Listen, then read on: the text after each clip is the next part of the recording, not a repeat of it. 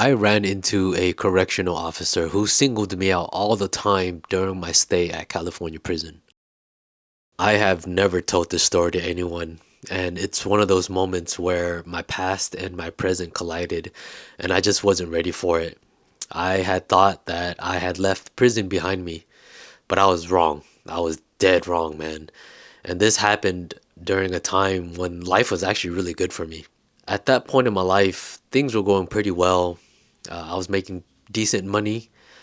I had just gotten home, and maybe about 4 months in, I had changed my life.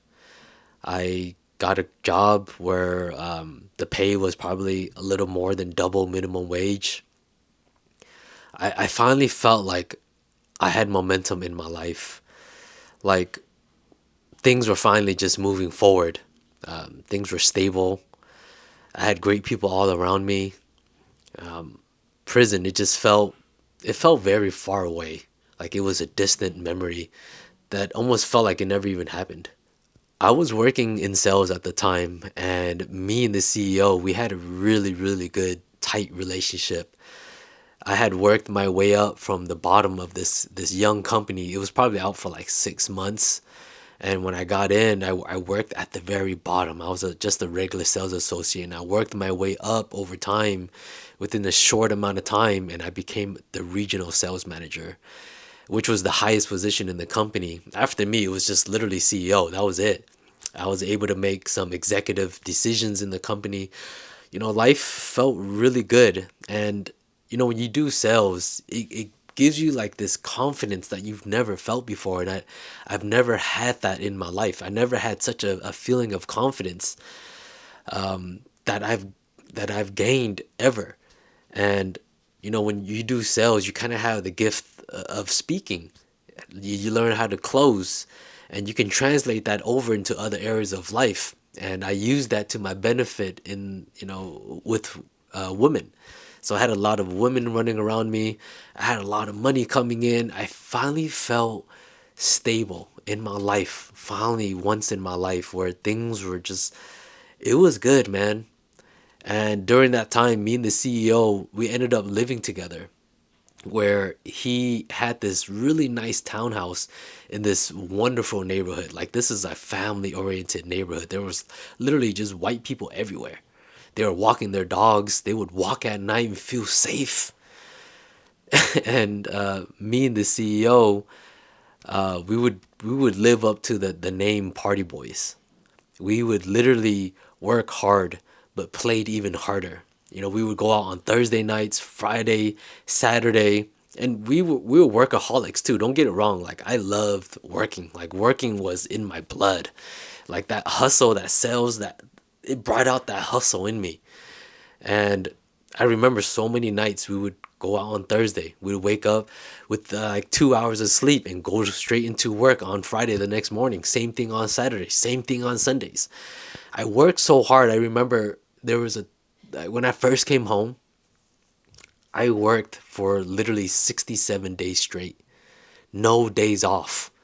12-hour shifts. Grinding doing sales, man. And it wasn't warm sales. There was no leads. It was literally cold sales, man. And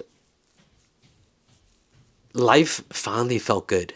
It provided like the stability I've never felt before, and this comfort I've never imagined in my life that I'd ever have. The type of work we were doing was retail sales, and that's how I ended up in Bakersfield, was because we had opened up a new location and we were looking to expand. We had opened up as much as we could in Southern California, and the next place, the logical place, was to go up north and continue up California. So the closest big city was Bakersfield, and that's how I ended up out there. It was kind of like a regular trip that I've experienced before. We'll come into a new city, we'll onboard new workers, and I wanted to make sure that the workers they understood what the responsibilities were, that they were hitting their goals, that they were doing everything in their power to get the sales. And it was just a regular work day. And after work, we just wanted to unwind, and we decided to go out afterwards. So that night started off great, man.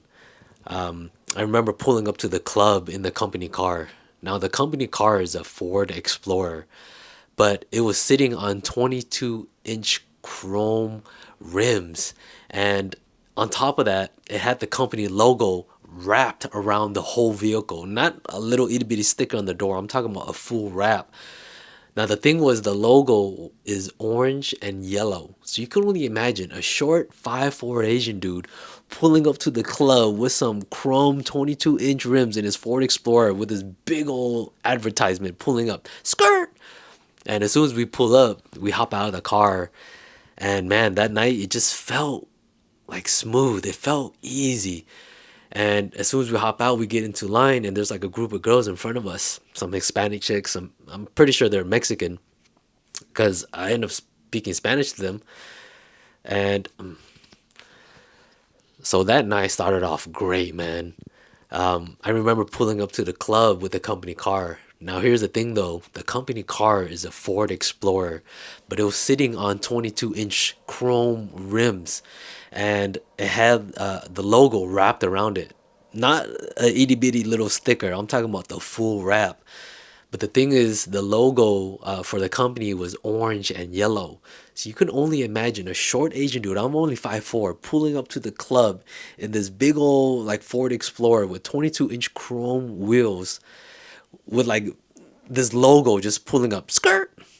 And when we get there, I hop out.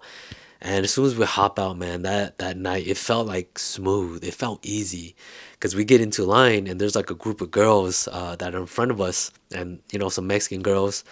And I started talking to them, and me and this one girl, we start vibing, man. And I always use this line whenever I was like at the club and party scene, the bars. I would always like of course introduce myself. My name is Try, blah blah blah. And I always ask them like, hey, who you here with? And if she says she's only here with her friends, I'm like, oh, you don't got a man? At the moment she says no, I'm like, man, girl, you lying. Give me, if you don't got a man, give me a kiss right here. She gives me a kiss. I'm like, I don't know, man, you too fine to be single. Like, prove it to me. I would make them prove it to me. So I'm like, if you really don't got a man, give me a kiss right here. Dame un beso. And she'll give me a kiss, and we start making out. So at this moment, man, we were really vibing. So we end up going inside the club. She's there with her friends. I introduced her friends to my CEO, but in all reality, me and him were just like friends, man. We're out clubbing all the time. So he's dancing with her friends. He's wingmanning it, and I'm over here vibing with the girl. And we go in and we get a couple of drinks. We're dancing. The night felt perfect. Like nothing felt off about that night. I had mentioned the CEO was there with me that night. The thing about the CEO, me and him, we got along extremely well. And I feel like we got along extremely well because we both came from similar upbringings. We came from very rough, impoverished like childhoods. Whereas for me though, I felt like I gravitated more towards like that street, that gang type of lifestyle. Whereas for him, he grew up with like the more that money, hustler, type of mindset. But over time he changed and he became the CEO of this business. So for him, he had a lot to lose. He had his business. And for me, at leading up to that point, I've been home for only a few months, but I had a future to lose. I had this person that I was changing to become. I had that to lose. So at that point, I felt like we both had something to protect that night. Leading up to this point, man, the night was going perfect. Me and the girl, we ended up going over to the bar with her homegirls, the CEO next to my side, and things were just perfect, man. And here's the kicker: that girl that I was like with that night, she ended up buying me and my boy drinks. Like that's how perfect of a night it was. And I remember facing this way talking to her, and there was a girl behind me trying to get my attention. Keep in mind, I've never had this feeling before where there were two girls fighting for my time. Like it was such a different feeling I've never experienced before, and I felt like I was floating on cloud nine. And it was so dope because I remember the two girls ended up getting into a huge argument to fight for my time. And I remember when they were arguing, I looked over at my boy, and I remember I winked at him. I was like, "Yeah, that's right, dog." And he looked at me and he was just cheesing. He was like, "Yeah, my boy right there. You know, that's T right there, dog." And it just felt perfect. So we end up getting our drinks. I end up leaving that girl alone. We go back to the dance floor. And the thing about this club is very big. And there's a lot of areas that were very dark. So where we were dancing at was very dark. And I remember looking past over the girl's shoulder. And at first I didn't even recognize it. You know, it was weird because I looked over her shoulder and even though I didn't recognize it, I felt it. And it's one of those weird moments where you get a feeling and it takes time for your brain to actually register that feeling and understand exactly what's going on. And I remember like I looked over again and that's when I knew it was that correctional officer that was from the prison where I did time from. You know, inside prison, I saw him all the time. You know, it reminds me of people that are within your local area, your local neighborhood. Those people, you're going to see them very consistently, very often because they work there. And people that work there, they don't just work one day, they work multiple shifts. So the CEO that I saw inside the club, like I saw him all the time. You know, he wasn't very loud. He was kind of like one of those like quiet like dudes, you know, but he treated me very differently compared to a lot of other inmates, man. It was like this Mexican dude. He wasn't very tall. He was maybe like 5'6", maybe 5'7" with his boots on. And the thing was it just wasn't one thing. It was multiple things, man. It was more like a pattern. So the thing about the CO was that he never physically got aggressive with me. So it's kind of hard to explain on like paper, so I have to explain it to you so you fully understand like the things that I went through. So when you go eat, right, you go to the chow hall, which is basically the cafeteria. You'll line up, and when you walk in there, you have like a cup that the prison gives you a cup, and you have a like a utensil, a spork, and that's what you use to eat, right? Even if you don't have a cup, then you don't get any coffee, or if you don't have a cup, then you don't get any water. So we would walk into the cafeteria with these like cups and sporks, and we'll get our food and we would eat. But the thing is, you're not supposed to bring any food back to your cell.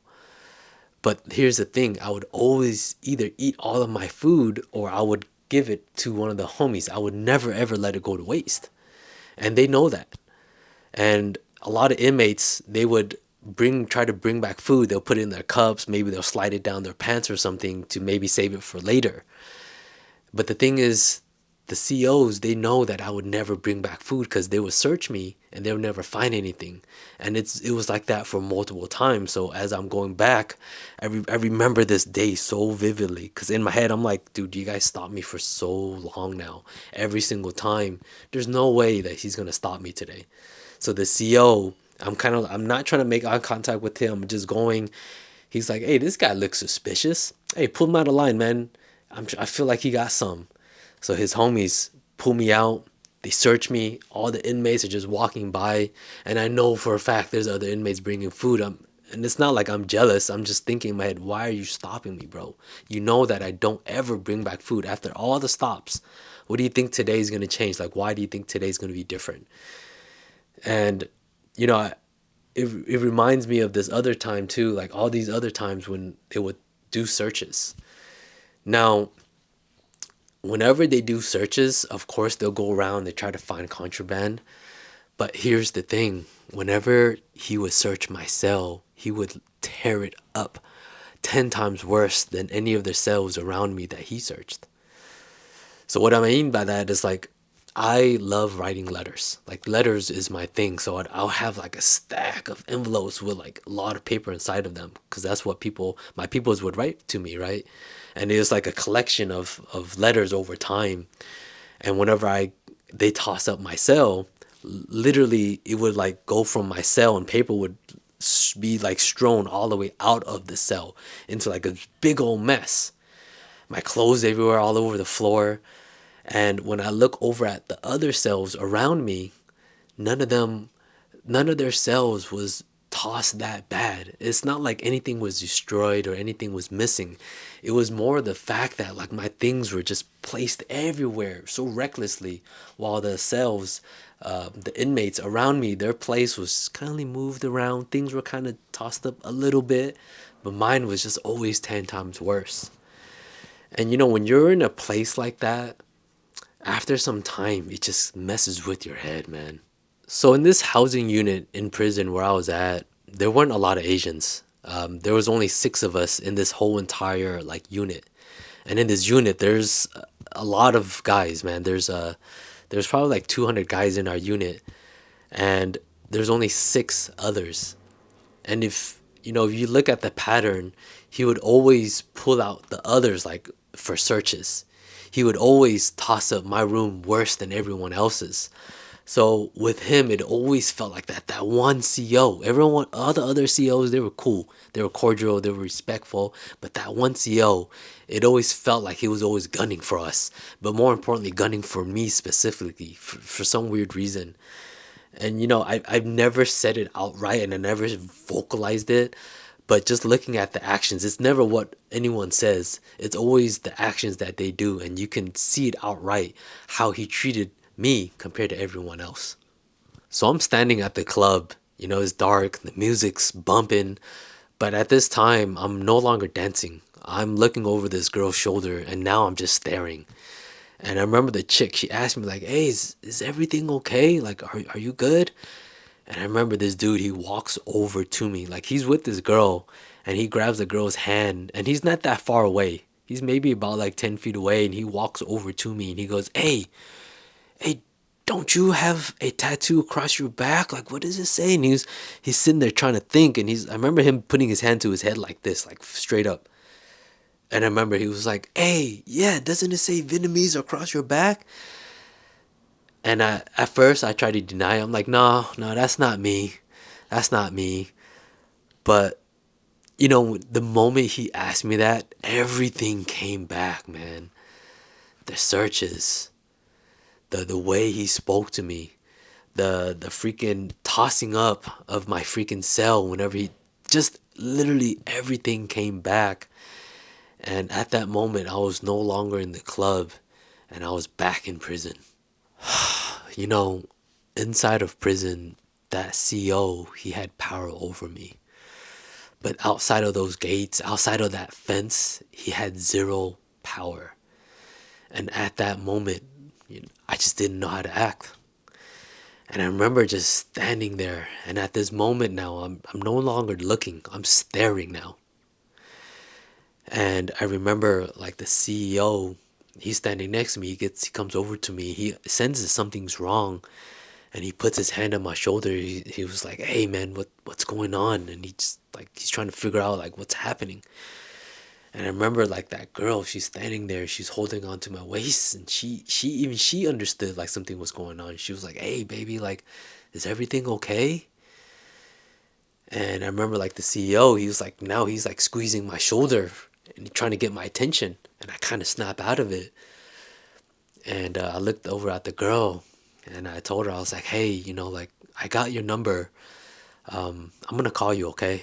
I just got to do something. And I kind of like push her out the way. And now she kind of looks back at me with like this weird look, like what's going on? She's confused and she doesn't understand what's happening.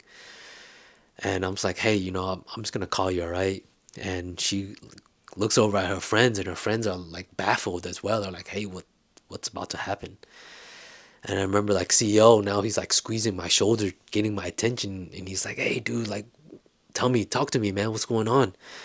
And I look over at him, and I told him, I was like, hey, bro, that dude right there, that's a CEO when I was locked up inside. He was at my prison, and every day he treated me like crap. And I remember now the CEO, he's like squeezing me hard now. And he gets in my ear and he's talking to me. And here's the thing, the CEO, I respect him highly. I respect the things that he says because, you know, he afforded me this opportunity. Even though he understood my background, he gave me a chance and it changed my life. So a lot of the things he said, I took it to heart, and I applied it in my life, and it elevated me to a point where I was a changed man. And remember, he was standing there and he's squeezing my shoulder hard now. He's like, "Hey, bro, like, look around you, brother. Like, just literally look around you, dog. Like, you're at the club, man. You're free. There's literally chicks fighting over you, bro. You're drinking alcohol. You're here with your boy, man. Just like look around you, like just look, dog." And he kept saying that, just look around you. And he's like, don't do anything that's gonna put you back there, man, because he's gonna be standing there when you go back inside with a big old smile. But the thing was, even though I respected the CEO's words and what he had to say, it felt like it was on deaf ears, like deaf ears. But even worse, I felt like everything was muted. Everything, the music that was playing, it felt like it was no longer there. Like all the noise that was going on, all the people, it felt like they disappeared. And I was so zoned in, and you know, things just escalated so fast. Much faster than I actually expected, man. And next thing you know, I'm running out the club, me and the CEO, we're running out and we're running towards like the car, and he's yelling at me, "Get in the car, get in the car." And I hop in the Ford and we're just taking off at this point. And I remember sitting in the passenger seat in the front, my heart's just pounding. Boom, boom, boom, boom, boom. And I'm like sweating and I'm like holding my breath at the same time. And I feel like all these emotions coming over me. I had like this feeling of being scared but excited at the same time. But more than anything, I had like this feeling of like pressure that was on my shoulders, this anxiety just finally washing off of me, and I felt like this big sigh of relief that I've never felt before. And finally I felt calm and I felt at ease. And the rest of the night I had never said another word. We ended up going to Jack in the Crack. We get some food and we go back to the hotel. We have two different rooms, but I go into my room, he follows me in, and we just sit there and eat in silence. And in that moment of quietness, there was kind of like this understanding. Like he understood like what happened, and he understood why it happened. So the TV plays, and after the show, he ends up leaving, and I remember him telling me like, "Hey, just get some rest, bro. Like you're here now. Let's just get some sleep, and let's wake up, and we'll go grab some breakfast." And he leaves. And I remember after him leaving, I shut everything off. I shut off the lights. I closed the blinds. It's late at night. It's probably, I don't know, it's probably like 2 in the morning, 3 in the morning. I have no idea. But it's dark now. Phones off, TV's off, blinds closed, and it's pitch dark. And even if I close, like I open my eyes, it feels like I'm closing my eyes at the same time. And I remember laying in bed, and I remember, what surprised me the most was how much it stayed with me afterwards. I thought I had moved on, but that night showed me I truly hadn't. You know, um, I didn't realize how much prison was still a part of me until that night happened.